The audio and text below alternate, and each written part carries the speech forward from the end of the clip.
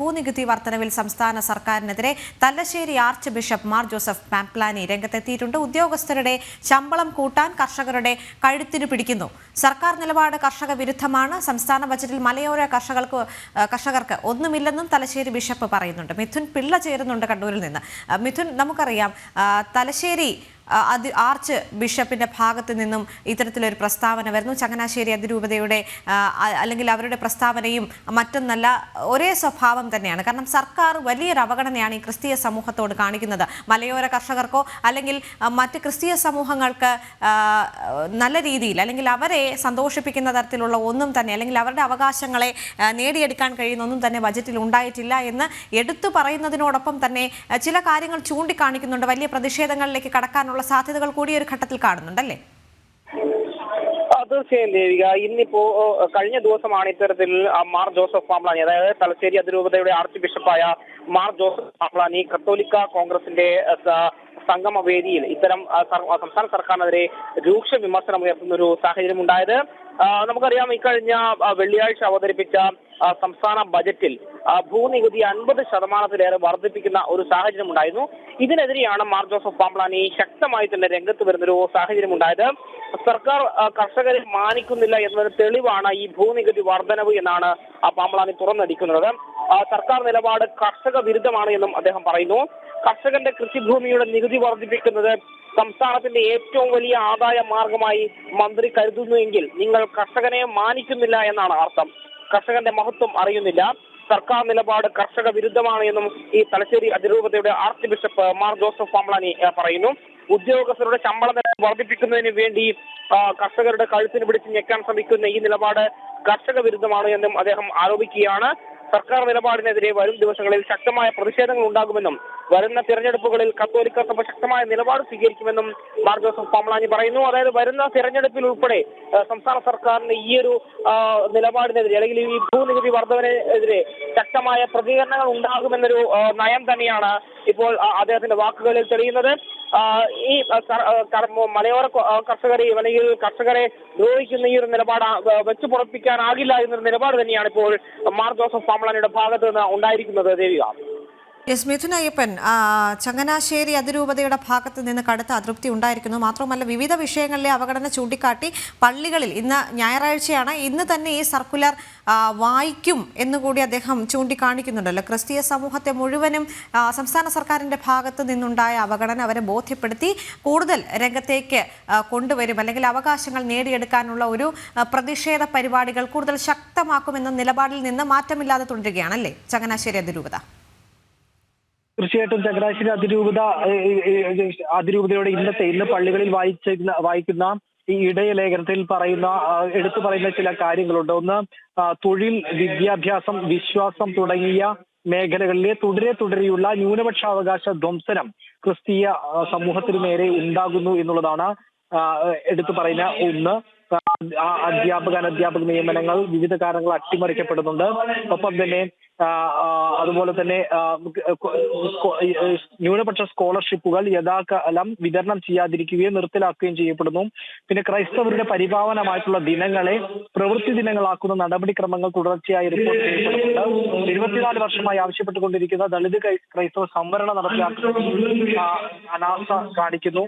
അതുപോലെ തന്നെ ബഫർ സോണുകളുടെയും പരിസ്ഥിതി നിയമങ്ങളുടെയും വന്യജീവി ആക്രമണങ്ങളുടെയും വന നിയമ നിഷ്കർഷങ്ങളുടെയും വഖഫ് നിയമ നടപടികളുടെയും ഭീഷണിയിൽ അനുദിന ജീവിതം ക്ലേശകരമായിരിക്കുന്നു എന്നുള്ളതാണ്. ക്രൈസ്തവ ജനങ്ങളുടെ അനുദിന ജീവിതം ക്ലേശകരമായിരിക്കുന്നു എന്നുള്ളതാണ് ഇവർ ആവർത്തിച്ച് വ്യക്തമാക്കുന്നത്. ഇത്തരത്തിൽ വിവിധങ്ങളായിട്ടുള്ള ഇക്കാലം അത്രയും ക്രൈസ്തവ സമൂഹം വിവിധ ഘട്ടങ്ങളിലായി ഉന്നയിച്ചുകൊണ്ടിരുന്ന വിവിധ പ്രശ്നങ്ങളെയെല്ലാം കുടക്കീഴിലാക്കിക്കൊണ്ടാണ് ഇപ്പോൾ ഈ ഇടയലേഖനത്തിൽ പരാമർശിച്ചിരിക്കുന്നത്. മാത്രമല്ല ഇവയെല്ലാം ചൂണ്ടിക്കാണിച്ചുകൊണ്ടുള്ള ഒരു പ്രത്യക്ഷ പ്രതിഷേധത്തിലേക്ക് നീങ്ങിയിരിക്കുന്നു എന്നുള്ളത് തന്നെ ഇതിൽ നിന്ന് വ്യക്തമാകുന്നു.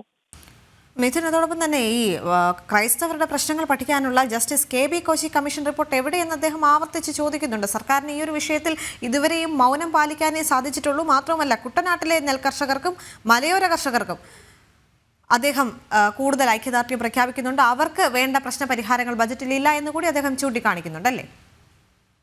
തീർച്ചയായിട്ടും ഈ ജനസംഖ്യാപരമായി ന്യൂനപക്ഷമായ കേരളത്തിലെ ക്രൈസ്തവ വിഭാഗങ്ങളുടെ വിദ്യാഭ്യാസ, സാമൂഹിക, അതുപോലെ തന്നെ സാമ്പത്തിക പിന്നോക്കാവസ്ഥ പഠിക്കാനും അതിന് പരിഹരിക്കുന്നതിന് വേണ്ടിയിട്ടുള്ള ക്ഷേമ പദ്ധതികൾ നിർദ്ദേശിക്കുന്നതിനുമായിട്ടാണ് ഈ ജസ്റ്റിസ് ബെഞ്ചമിൻ കോശി കമ്മീഷൻ രൂപീകരിക്കുകയും അത് പ്രവർത്തിക്കുകയും ചെയ്തത്. 2023 മെയ് മാസം 17-ാം തീയതി സർക്കാരിന് ഇത് സംബന്ധിച്ചുള്ള റിപ്പോർട്ട് സമർപ്പിച്ചിരുന്നു. പക്ഷേ ഇതിന്റെ എല്ലാം നടപടിക്രമങ്ങൾ, ഈ റിപ്പോർട്ടിനെ അടിസ്ഥാനമാക്കി എടുക്കേണ്ട നടപടിക്രമങ്ങളെല്ലാം തന്നെ വിവിധ കാരണങ്ങളാൽ കുടുങ്ങിക്കിടക്കുകയാണ്.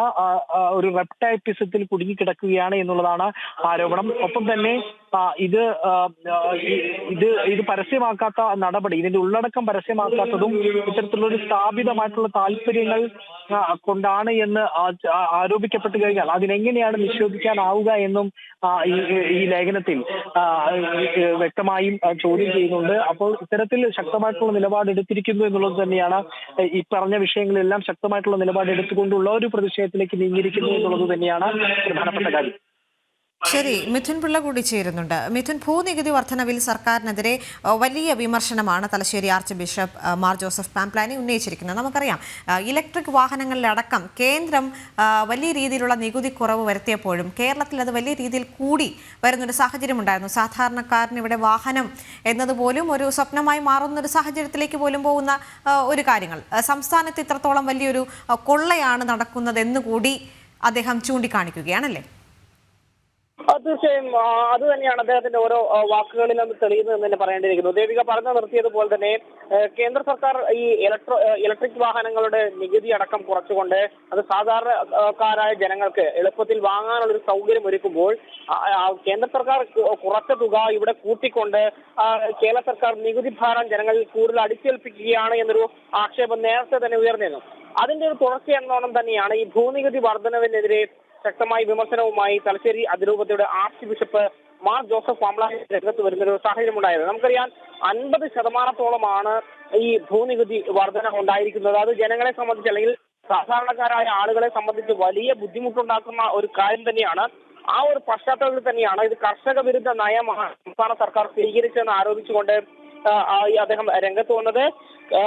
സംസ്ഥാന സർക്കാർ കർഷകന്റെ മഹത്വം മനസ്സിലാക്കുന്നില്ല എന്നാണ് അദ്ദേഹം പറഞ്ഞത്. മാത്രമല്ല, സർക്കാരിന്റെ നിലപാട് കർഷക വിരുദ്ധമാണ്. കർഷകന്റെ കൃഷിഭൂമിയുടെ നികുതി വർദ്ധിപ്പിക്കുന്നത് സംസ്ഥാനത്തിന്റെ ഏറ്റവും വലിയ ആദായ മാർഗമായി ഒരു മന്ത്രി കരുതുന്നുവെങ്കിൽ അത് അംഗീകരിച്ചു കൊടുക്കാനാകില്ല. മാത്രമല്ല, ഇത് പൊതുജനങ്ങളുടെ അല്ലെങ്കിൽ കർഷകരുടെ കഴുത്തിന് പിടിക്കുന്ന നയമാണ് സംസ്ഥാന സർക്കാർ സ്വീകരിച്ചതെന്നൊരു വിമർശനം കൂടി അദ്ദേഹം ഉന്നയിക്കുന്നുണ്ട്. ഈ നിലപാട് ഒരിക്കലും അംഗീകരിച്ചു കൊടുക്കാനാകില്ല എന്ന് പറഞ്ഞുകൊണ്ട് തന്നെയാണ് ഈ രൂക്ഷ വിമർശനം അദ്ദേഹം ഉന്നയിക്കുകയും ചെയ്തത്. കഴിഞ്ഞ ദിവസം കണ്ണൂർ ചെമ്പേരി എന്ന് പറയുന്ന സ്ഥലത്ത് കത്തോലിക്ക കോൺഗ്രസിന്റെ തലശ്ശേരി അതിരൂപത നേതൃസംഗമത്തിലാണ് ആർച്ച് ബിഷപ്പിന്റെ ഈ ഒരു രൂക്ഷ വിമർശനം ഉണ്ടായിരിക്കുന്നത്. വരുന്ന തെരഞ്ഞെടുപ്പിലടക്കം ഈ സർക്കാരിന്റെ ഈ ഒരു നയംമാറ്റം അത് ശക്തമായി പ്രതിഫലിക്കുമെന്ന് അദ്ദേഹം കൃത്യമായി മുന്നറിയിപ്പ് നൽകുന്നുണ്ട്.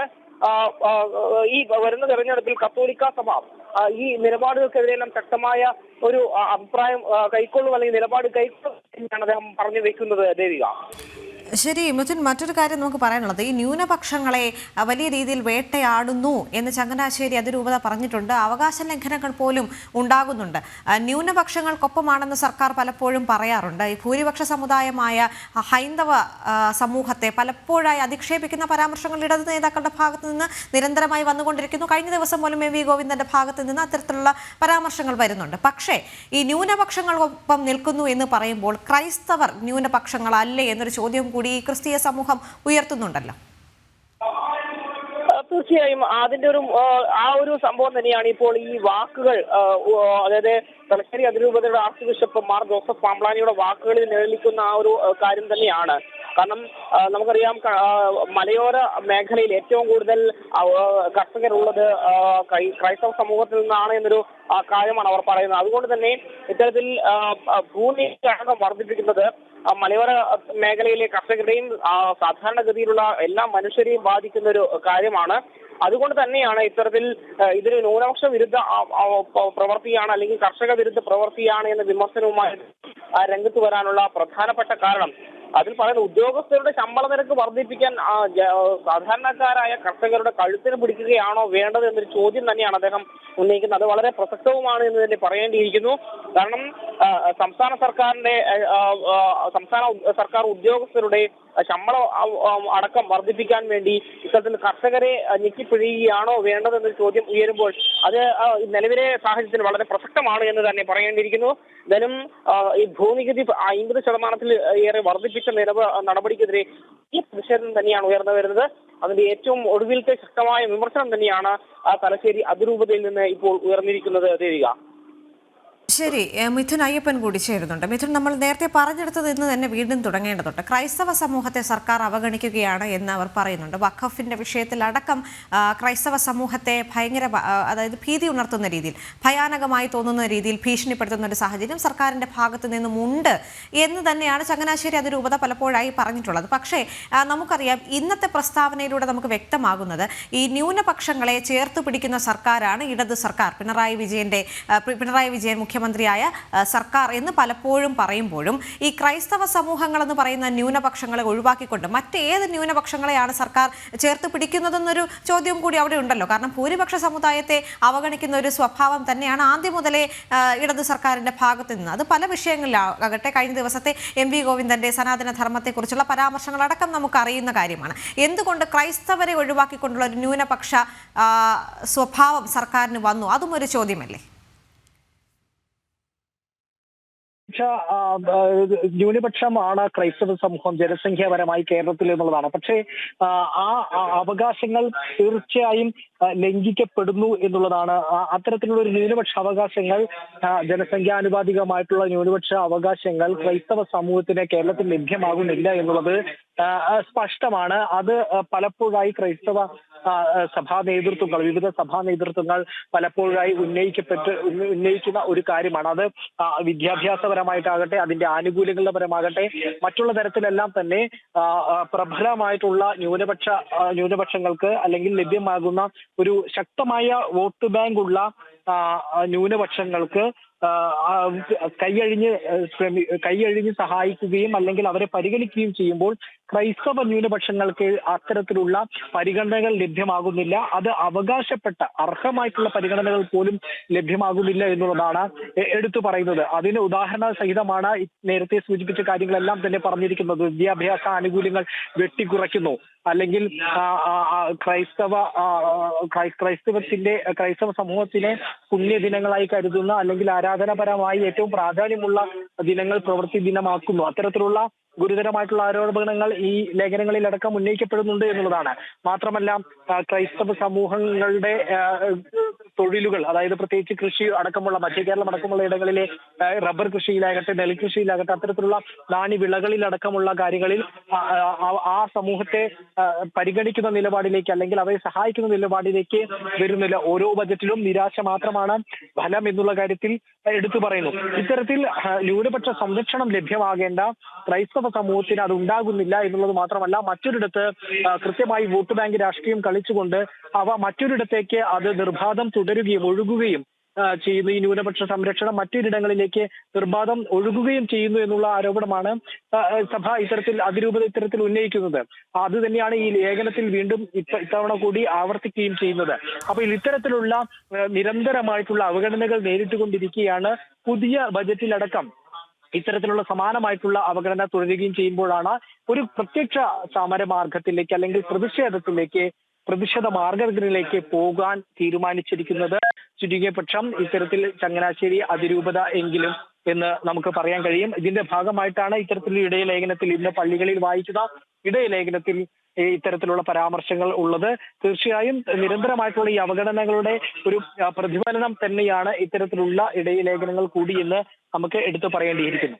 ശരി, മിഥുൻ പിള്ള, തലശ്ശേരി അതിരൂപതയുടെ ഭാഗത്തു നിന്നും ഉണ്ടായിരുന്ന പ്രസ്താവന ഇങ്ങനെ തന്നെയായിരുന്നല്ലോ. ഉദ്യോഗസ്ഥരുടെ ശമ്പളം കൂട്ടാൻ കർഷകരുടെ കഴുത്തിന് പിടിക്കുകയാണ് സംസ്ഥാന സർക്കാർ എന്നും കൂടി പറഞ്ഞു വെക്കുന്നുണ്ട്. വലിയൊരു പ്രസ്താവന, അല്ലെങ്കിൽ സർക്കാരിന് നേരെ ഒരു പരസ്യ പോരിലേക്ക് കൂടി കടക്കുന്നൊരു സാഹചര്യം കൂടി ഉണ്ടല്ലോ ഇതിൽ.